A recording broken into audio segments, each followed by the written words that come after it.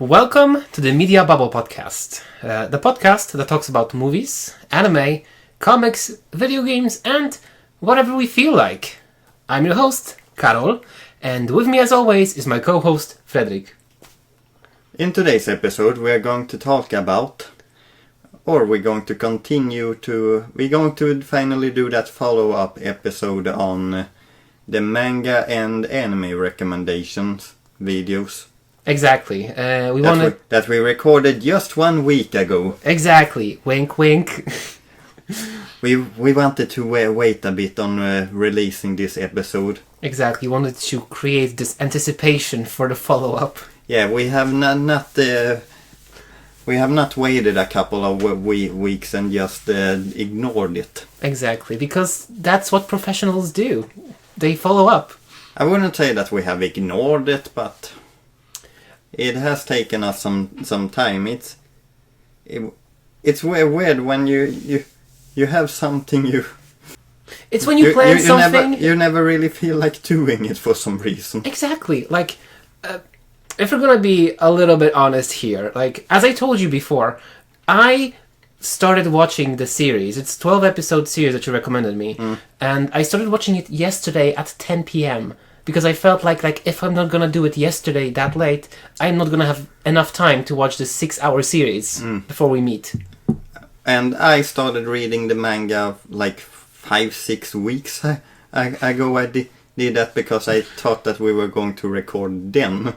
And you didn't even finish it. And then I discovered that you hadn't watched it, so we couldn't record then. And I never really went back to the manga, so my memories of it are of my memories that I have tried to refresh from today, and my memories from like 6 weeks ago.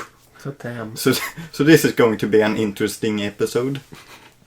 So I binged the series, and you had to refresh your memory about it. Kind of. I kind of came to chapter 50 of my series, which name was Delicious in Dungeon. Delicious in Dungeon. Yeah, Dungeon Meshi.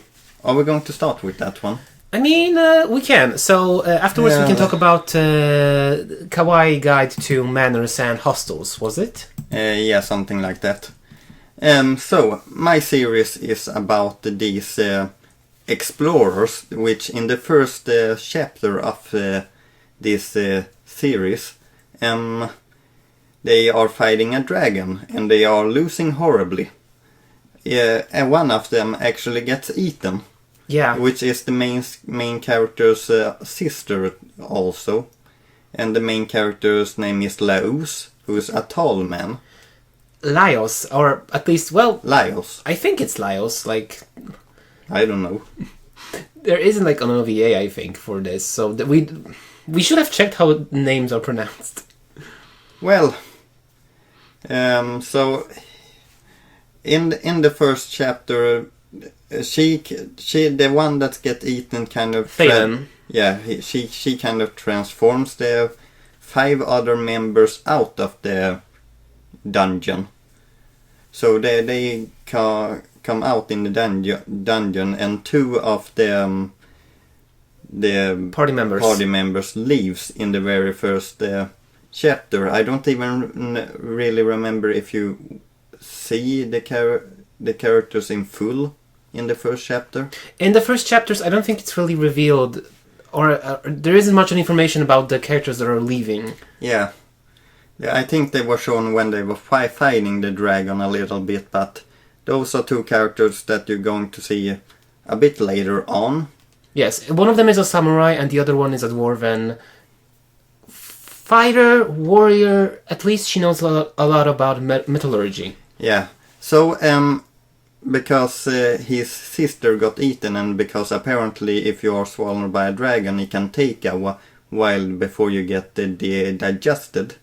So they are planning to go back into the 3 members of the party that are still there are planning to go back into the dungeon to try to rescue her. And the other members that are part of this 3-man crew are Marcille, Marcille, I think. which is an elf. And then we have, how am I going to... Shellshack, Yeah. who's a half foot, which apparently I discovered later on in the manga, or apparently a species that doesn't grow old. They have they're like halflings, so they even though they look young, like Chilchuk, he looks like a youngster. That's how all the party treats him. But he already has kids. He had a wife. He has he had. I don't remember the story. I think she left him. There's not much revealed of it yet, or at least what I read. But he had a child and a wife. Apparently that was something that happened, which was kind of surprising because originally I thought that he was going to maybe get a romance with the elf, but... Okay, explain to me, why did you think that would happen? These two have no romantic chemistry at all. I don't know, maybe it was the later character which I thought of. As I said, my memories are a little bit off. So maybe it was the character that comes a bit later on. But when they go back into the dungeon, they meet their fourth party member, which is Senshi, the dwarf, which kind of quickly probably became my favorite member of the crew because he's kind of mysterious. He knows a lot of things about the dungeon. I read a little bit about his backstory, which I have problem remembering all of it if I'm being honest. But to me, he seemed like the most interesting character. Yeah, and I agree. In my opinion, it's my favorite characters in the whole series are either Senshi or Marcel. But all of them are really, as the story gets along, they're getting fleshed out, and it's really cool just to see what they're doing. I actually almost once because I tried to cosplay as Senshi once. Yeah. I still have a lot of the ingredients left of the cosplay. I have the skirt and I have the undershirt, but I gave up because it's really hard to make the helmet. I guess there's also kind of Marcel. She has kind of a little bit of a cross on Laios or something like that, if I remember correctly. Is it though? I honestly don't remember how they were in the beginning. I never I think they care about each other, but I don't think they had a connection with his sister, at least. I remember that. Yeah. So Marcel met Phelan at the magic school that they both attended. And that's where Marcel, she was a top student, and that's where she saw, Phelan, maybe she's not book smart, but she's more attuned to, see how the dungeons are created, and she's more, insightful when it comes to, magic being in nature. So, when I was reading this, one thing that I was expecting was them to rescue his sister kind of quickly, because she was still in a dragon's stomach. So I thought she couldn't be there forever, so I thought that would have a resolution kind of quickly. But it actually took a while when I was reading it. I remember being... have they still not met her yet? I think it takes until chapter 25 or something like that for... And these chapters are kind of long also, if I remember correctly. Yeah, they are. So it takes a little while before they actually come back to the dragon. And as I said, to refresh my memory, I went back and looked at some things, and one of the things that I saw was that when they defeated the red dragon and they took her out of the stomach, she was just a skeleton bones. Yeah.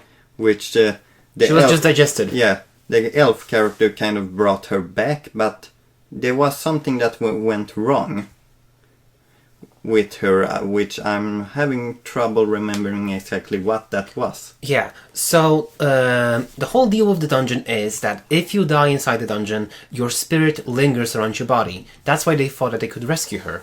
When they took out the bones, they, a lot of the time, you can resurrect someone, but you can't really bring back their... you can't heal someone from being a skeleton.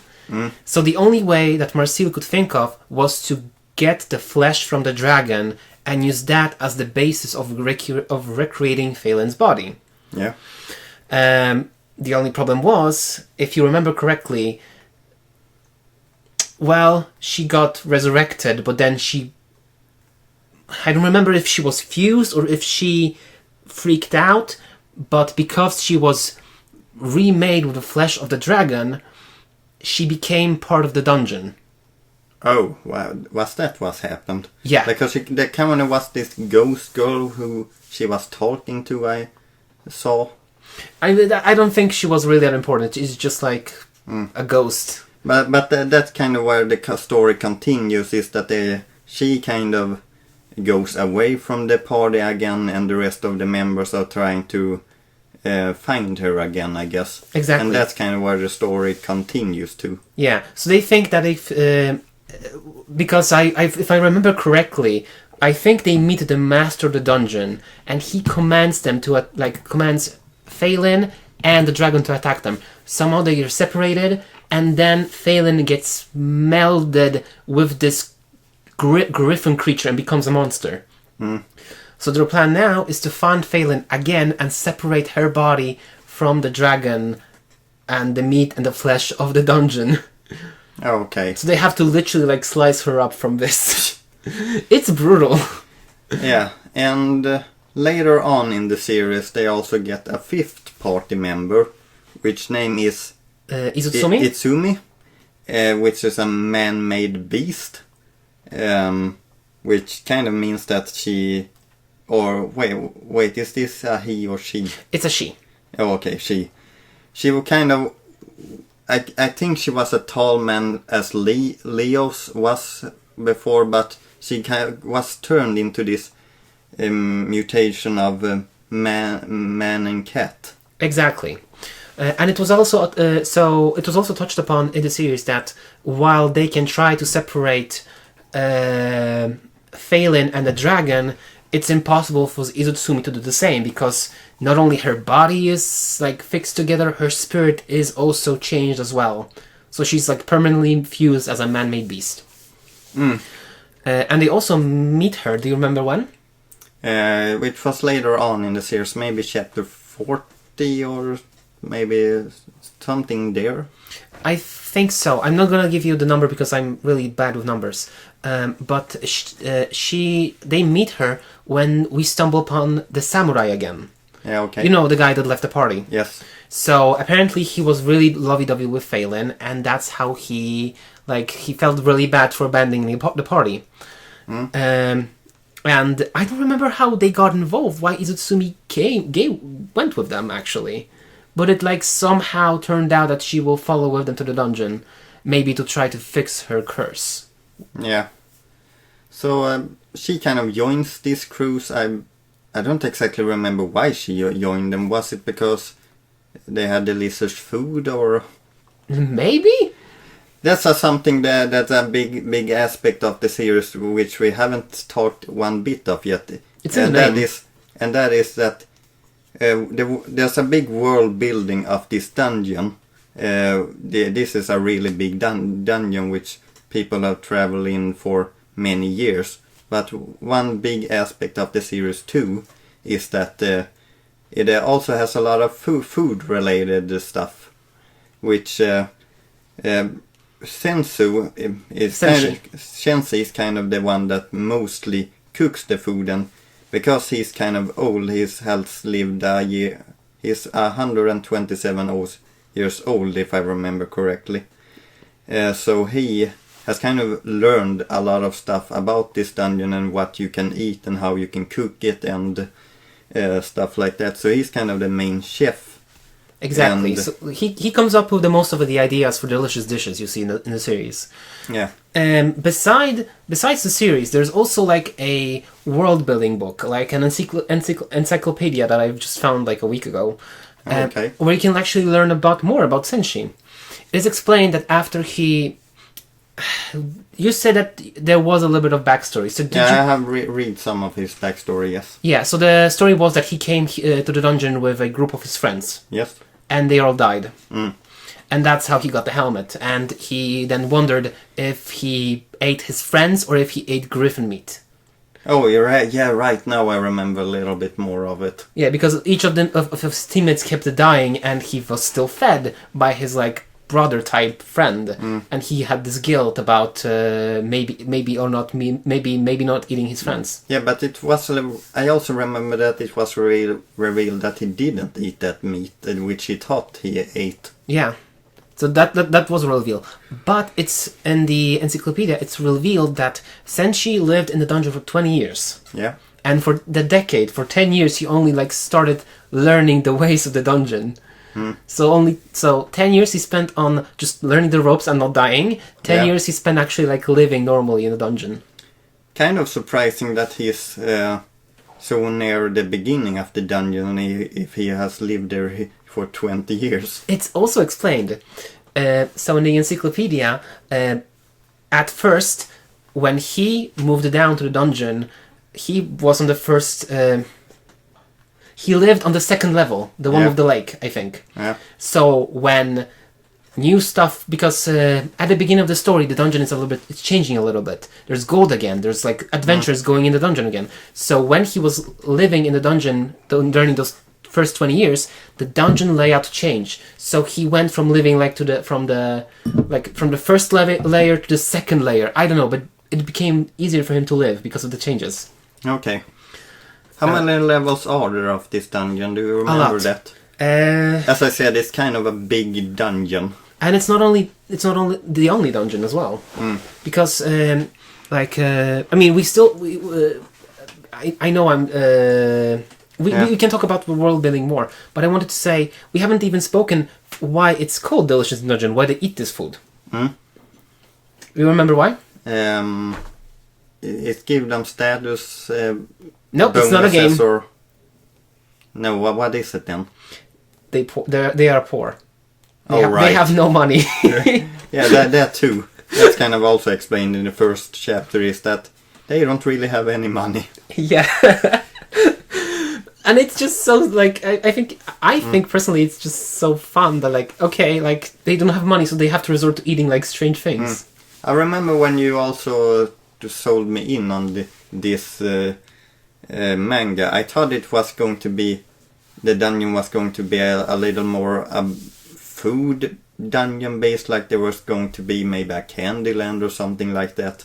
But no, it's kind of just straight dungeons, and you kind of find ingredients who you would from monsters or normal trees and things like that. Yeah, exactly. Which that's why I think at least I think it's so wonderful, because like it's not they just find some carrots and onions and whatever. No, they like find dungeon specific things, and they like count into the ecosystem of the whole place. Yeah.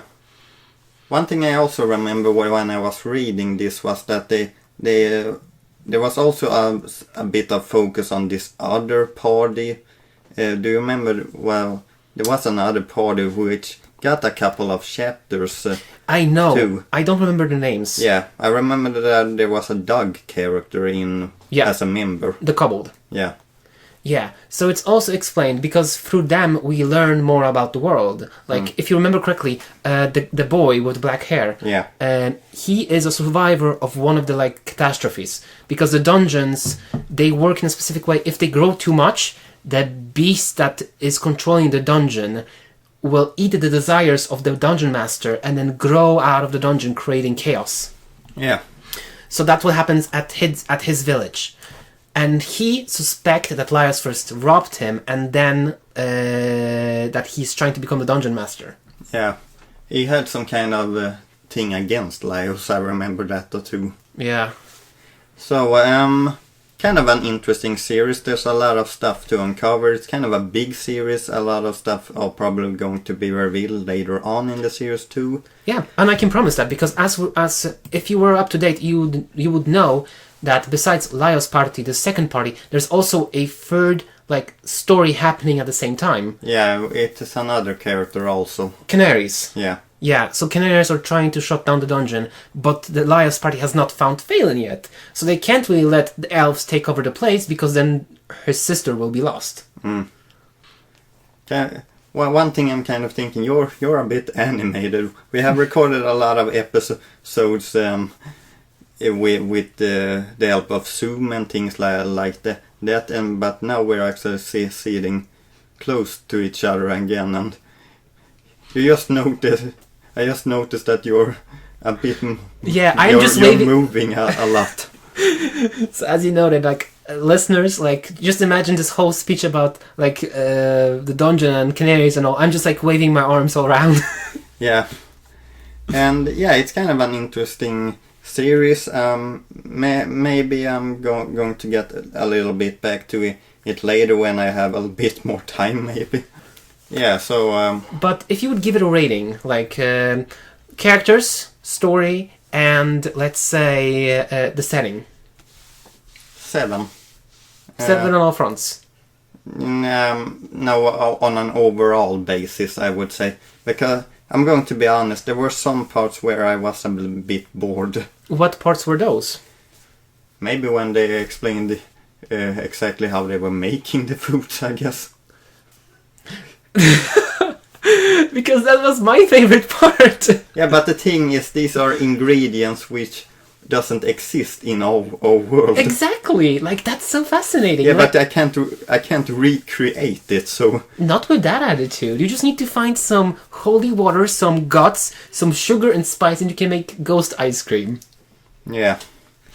There were some other stuff there which I was a little bit bored at, but there was still some fun stuff in it. So a 7 overall. I kind of felt like it became better as longer it went. I felt like the more boring parts came in like the beginning of when I was reading it, and the longer I came, it became a lot more fun. I felt like. Yeah, like you get more invested with the story. Yeah, I also think that I think the mangaka became a little bit better on the pacing of this. Yeah, I agree. Okay, so last question before we go to my... Because I'm curious, like, how do you think... how do you think the story will end? Like, what is your prediction? I'm not sure. Is there explained that there's some kind of secret hidden last level or something like that? So far, the point, like, after Phelan was merged into being this dragon being, this griffin thing, the main goal is to rescue her. Yeah. And also defeat the Dungeon Master. Yeah, but I'm not really sure if we have totally discovered where the story kind of will end. There's probably going to be something with his sister, maybe, but I feel like there's going to be some major plot about the dungeon itself. If she is fused with the dungeon, I just feel like the author has something more planned with the dungeon itself in that case. I didn't think about that. That is an interesting angle, I have to say. Well, what did you think of them? I mean, I am a little bit further on the story, so I have a little bit different idea. But I think, like, this is something I didn't wonder. Like, yeah, she's fused, and like they have a plan to rescue her, like to separate her from the dragon, and then eat her. But like, is it gonna be really that easy? Like, there will be a twist, right? Yeah, there's going to be something more. It isn't just going to be that, I feel like. My theory is that there will be a catastrophic event incoming. I kind of just feel like, what's the point of making her fused? You just told me that the dragon kind of was part of the identity of the dungeon, and then she fused with that identity of the dungeon. That kind of just made me feel like there's going to be something more with the dungeon itself and maybe its history or something like that. There is more history explained about the place, so there might be. It will probably come into play. Well, a 7 out of 10 then. Okay, for now you have kind of newly watched a 13 episode series. 12 episodes. 12 episodes then of a show called Bokura wa Minna wa Kawai-sou, or the Kawaii Complex Guide to Manners and Hostile Behaviors, which I have seen episodes. I have read the manga after the episodes There is a manga. Yeah, I knew it. It was based on a manga. Yeah, I felt like there was probably like some kind of follow-up media, because like the ending, it didn't really felt like an ending. It felt like this is an introduction to the series. Yeah, a lot of series feels like there's more to tell, just because I think a lot of series are hoping for a season 2 or something like that. But this is a series from 2004, I think, 14. 2014. So we can. I don't think there will be a season 2. No, I'm like the manga has ended and everything like that, so I don't think there's a chance for it to get a season 2. But sometimes you just got to be happy with the things you got, I guess. Yeah, it was a good series, I think. What did you feel about it? Oh boy. Maybe you can start with the story. Yeah, so the story is about our boy or guy or main protag, USA. Yusa, exactly. And he has a shitty relationship with his parents, so he moves. He asks them, and then he like forces them to like allow him to move out alone. So he's moved into this Kawai complex, which is like a shared living space. Yeah, where the guests rent each an apartment, you can say. Exactly, and they get the meals. He can go to school, and he lives alone while his parents are overseas. We have one conversation with his mom, and she is she's a bit shitty. He hangs up on her, and that's all we hear from her. I don't even remember his parents, to be honest. No, they're mentioned in the first episode, and that's it. Oh, okay. And we see that Usa, he has this notion that it's his high school life. He wants to start fresh, and he wants to live a peaceful life. We don't know yet why. And he feels like the way to do it is to get a girlfriend. Okay. And he has this little crush on the girl he sees in the library a lot. Yeah.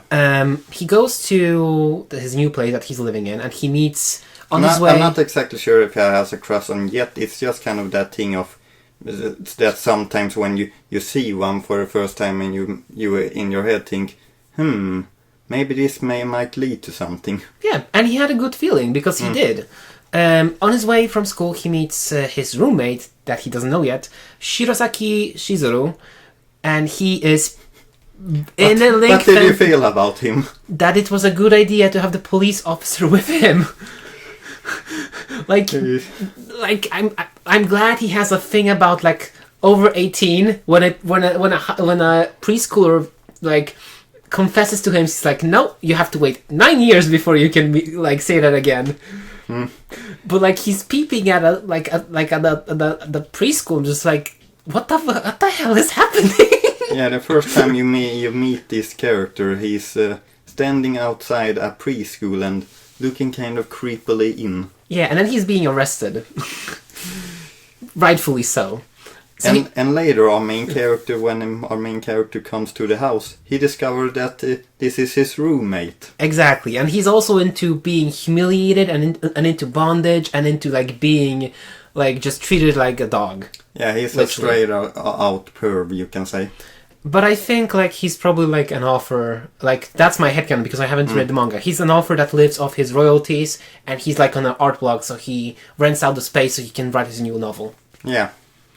So you can kind of think that he has a bit of money, I guess, in that case, but he kind of he's not a bad person. He has bad interest, you can say. But he's not a straight-out bad person. Look, I am not gonna kink shame a man. Like, if he's into bondage and if he's being into stomped on, like, you go, dude. Like, get your nuts crushed. That's kind of okay. But you should not probably stand outside and look at kids. Yeah, that's something that you probably should not do. Yeah. So, but he goes in the hotel and he meets Ritsu, the girl he meets on the library, and he's like, "I'm not gonna live here with this freak. I don't care. I'm gonna call my parents." He meets this girl. well, maybe I can stay. She seems pretty cute. Yeah. And he stays at the hostel, and they have like a policy: don't go to the girls section because they have literal bats and swords and tasers lying around, so that if you people go, peep. if there's a line, and if you cross the line, It's agreed that you'll get hit. Yeah, you are going to get hit. And then he meets Mayumi, who is this like older woman who is like she has a type, and it's cheating bad boys. And she also gets drunk, and she has big boobs. That's her character trait. Yeah. But she's also like really like she had her heart broken a lot of times, and she feels like she is also very loud, you can say. Yeah, like she is fun to be around with. She also hates when her coworkers get into relationships. And like it's in the second episode, I think Usa helps Mayumi not drown. That's how they meet. Then we meet Sayaka, who is this country girl that moved into a big city, and she hides behind makeup, and she dates a lot of guys and then changes them like handkerchiefs. And she's the one who stirs up drama. Yeah, kind of. I guess she kind of likes drama in some way. I mean, I live for drama too, but like, girl, come on! She's actually the character that I remember the least, because I think she has the least screen time out of all the characters. That's true. I think you're correct. She, as I said, she comes a little bit later, like third or fourth episode. Yeah, maybe something like that. And she's also like in a lot of times like the story is not about her. No, she's not really the focus. I remember there being these bubble episodes too. I'm not really sure if she's not in that. Yeah, she's not in that. So yeah, she even when she has come to the place, I don't really feel like a lot of focus is on her, to be honest. I think her purpose in the series is to stir up shit. Just to make it more difficult for Usa. But also maybe make Ritsu realize her feelings. Yeah. So these three characters that Yusa is living with are kind of each on their own a bit crazy and weird. They're not really normal persons, you can say, which is kind of makes his life a bit more interesting, you can say. Yeah, and that's the last thing he wanted to do, because when he was at school, he was also hanging out with weirdos, as he said. And then later when he gets a job, he's also met with weirdos, and that's the exactly reason why he was hired. Yeah. He's a magnet for weirdos, you can say. Yeah. But you know what? Like, I mean, we're saying characters and we're repeating like some of the episodes. But the story is about this guy, Usa. He likes Ritsu, and through the story, he learns to like read Ritsu and to know her interests. He wants to like... He likes her a lot. Yeah. She is like... At the beginning, she's not interested, but with time, because Usa is giving her so much attention, and he tries to learn about her, that she develops feelings for him. Yeah. I can just say that Ritsu is not an easy girl to fall in love with, because... Or understand. Because she is the ultimate loner, you can say. Yeah. She kind of just... The things that she likes is reading books, and she doesn't really like to hang out with other people that much, you can say. Yeah. In the 11th episode, it's especially like shown that she likes just like, for her, it's just okay to hang. You can just be with each other. You don't have to talk or plan or do stuff. You can just hang, and that's fine with her. That kind of reminds me a little bit of myself, to be honest. And that's alright. Like, that's what I like about the series, and like also like about you. Like, we can like that we can just hang, and we don't have to text each other every day, because when I get texts from people I know, I get like anxious. And we can just like meet each other, and we can just text, and like it's no pressure. Yeah. But I like this way that the series shown that it's okay to just like to not be outgoing, to just like read books, be into your own stuff. What I kind of like about the series and the romance especially is kind of it's a growing romance, but I feel like it's more believable than I see in other series where characters just suddenly fall in love. Yeah. More I feel like these two are actually really falling in love. Yusa is a bit persistent, but it isn't like he It's not annoying. No, it isn't like he's crazy in love with her and he has to start a relationship with her. It's more like he slowly falls in love with her, you can say. Yeah, because it's like he was charmed and he was like, this is a nice girl, I can probably like figure something out. But then he like takes interest in her interest. He tries to like understand her point of view. They develop like a mutual understanding of what each other likes. Yeah. And I thought it was really brilliant that like Usa in the beginning, he like, oh, she totally like, I totally messed this up. And she's like trying to read Ritsu, like what she may be feeling and what she's thinking. But in a lot of times, Usa is really wrong about what Ritsu really feels. Like he feels that if he will be persistent, that she will like him more, but she is not really about that. Like he doesn't take a hint, or like that's what it's so cool. Like he learns like how, like he doesn't try to change her. He's just like try to accommodate her instead. Yeah. One thing that I might as well point out is Ritsu's family dynamic. This complex. She is the daughter of the owner the owner of the place. Her mom owns the place. Yeah, and the mom. She works overseas. Her grandmother also is Sumiko. Yeah, she's the kind of. She's not the owner of the place, but she's the chief of the place, you can say. Yeah, exactly. And she also like tries to balance all of the like characters. One thing that I also want to say, because about Shirosaki again, is that he also has an episode where he meets this little kid. Yeah, we talked about it a little bit before. Yeah, but we just talked about him being outside, but there actually is an episode where a kid comes to this complex and gets interested by him. But it isn't in a weird way. He doesn't ever really try to do anything or something like that. He kind of understands that this is a kid, and yeah. Like I feel in a lot of ways, like in a lot of current animes, there's this like weird trend to like not sexualize, but make them like to make it weird. And a lot of there are jokes like, oh yeah, you like this is a grade schooler, but it's not really like she's presented as just a kid, and it's also explained that she just wants someone to hang out with before she feels like an outcast at school. Yeah, I kind of just wanted to explain this about him, because I kind of felt like when we explained him before that we really drove his perv side out, and I just want to say that he's a good character. He isn't really like that in many times. It isn't like he would ever actually do something to a kid. But you know what? I want to actually highlight a great piece of dialogue in the series. Okay. So, at the end of the episode, when they convince the grade schooler to make up with her friends, because, like, you're only 10. Like, you just share candy, just do anything. And then they have this little event when they do the machine, noodles. And then, at the end of the episode, what's her name again? Sumiko. Yeah. She prepares Shizuru's favorite meal. And he's like, I'm not depressed. Yeah.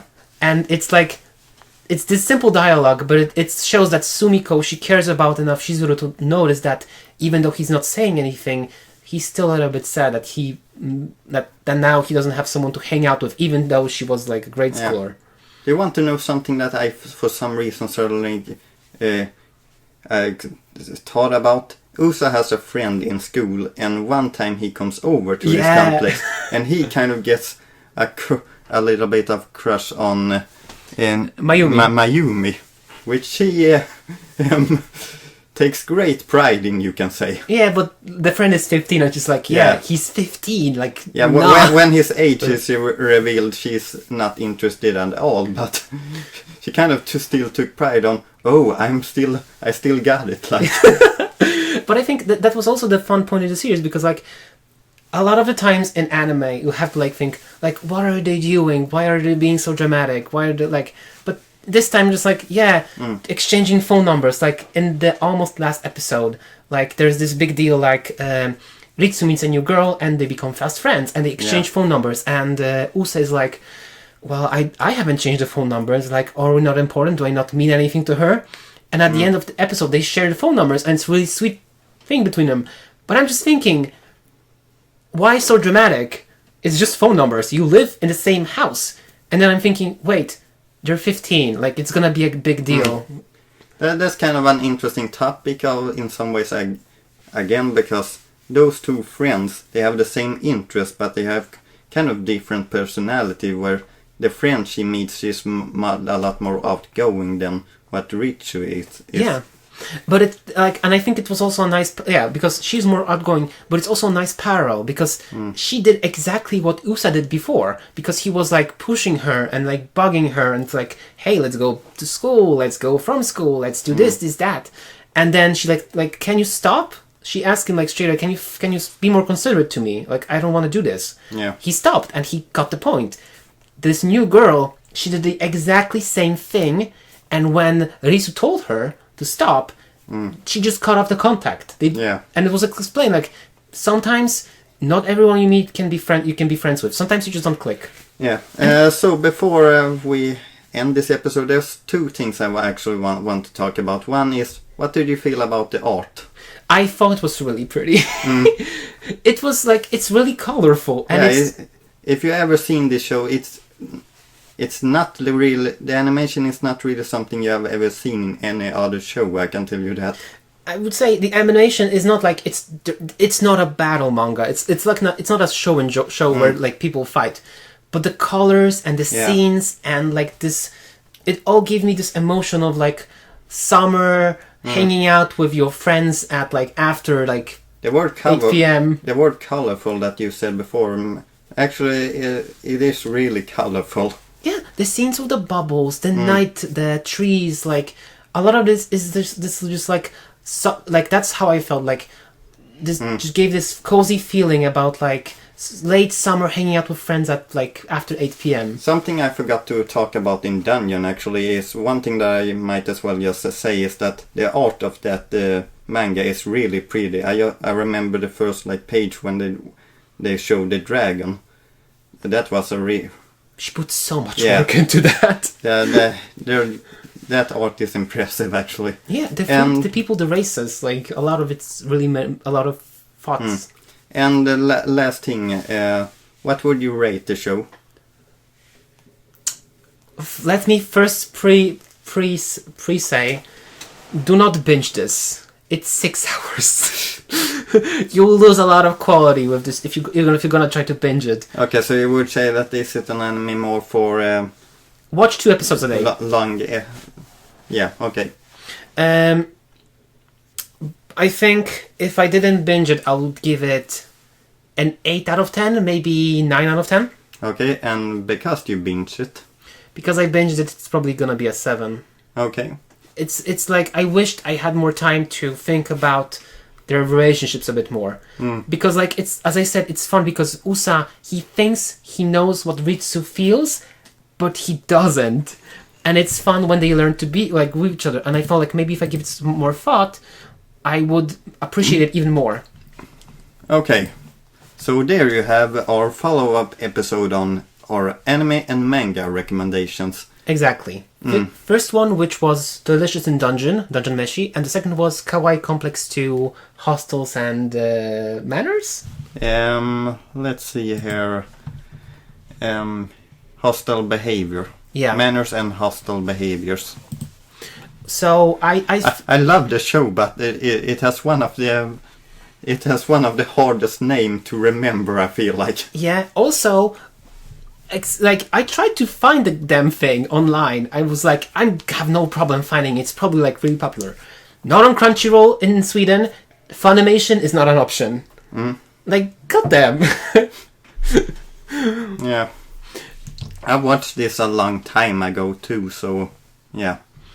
But I think our listeners, give those two a read or a watch. I think that's what became conclusion. They're good. But as always, thank you for listening, and we hope you enjoy this as much as we have. Don't forget to follow, hit that bell icon, or follow us on socials like Twitter. See you again in the next episode, and have a wonderful day. Have a wonderful day. Goodbye.